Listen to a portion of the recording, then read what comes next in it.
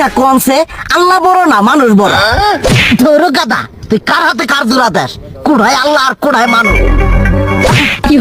যেটা কবার কইছে ওইটা কন। আল্লাহ বড় না মানুষ বড়? আল্লাহই তো বড়। আল্লাহ বড়, তাহলে আল্লাহর কথা না হইলে মানুষের কথা শুনেন কে?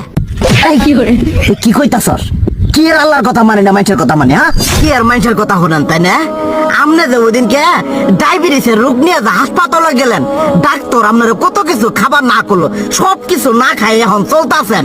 তাহলে আল্লাহ যে আপনারে কইছে যে হারাম খাবার না, সুদ খাবার না, কই আপনি তো কাম কাজ বাদ দিয়ে এলাকার মধ্যে টাকা পয়সা না গায়ে খালি ওইলে দিয়েই খান, নিজেরা টিয়াও হালাল ভাবে কামাই করেন না, ওই সুদ তো না কয়টা টিয়া করে লাভ আহে ওইলে দিয়ে দিয়ে চলেন আর পেটা বড় বানাইছেন।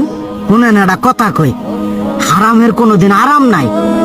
হালাল পথে রুজি রোজগার করেন, প্রয়োজনে এরা বেলা কম খায়েন, তাও শরীর পিণ্ডও ভালো থাকবো, কোনো রোগ বেদও হবো না, আরামও পাবেন, আল্লাহও খুশি থাকবো। তুই আমার এইভাবে বুঝাবি আগে কইলি না কে? আসলে এই বিষয়টা তো আমি কখনো মাথায় এইভাবে নিইনি যে আমাদের কখনো ডাক্তার নিষেধ করলে ঠিকই আমরা নিষেধ মানি, কিন্তু উপর আল্লাহ যে কত কিছু নিষেধ করে দিয়ে সেটা মানি না।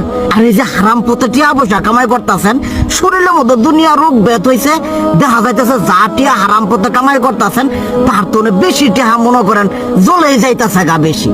আজকের পর থেকে আমি আর এই হারাম সুদ খামো না, আমি হালাল পথে চলবো, হালাল টাকা পয়সা ইনকাম করবো। এতে করে যদি একবেলা কমও খাইতে হয় তবুও খামো, তবু আমি আর এই হারাম পথে চলবো না। আচ্ছা ঠিক আছে।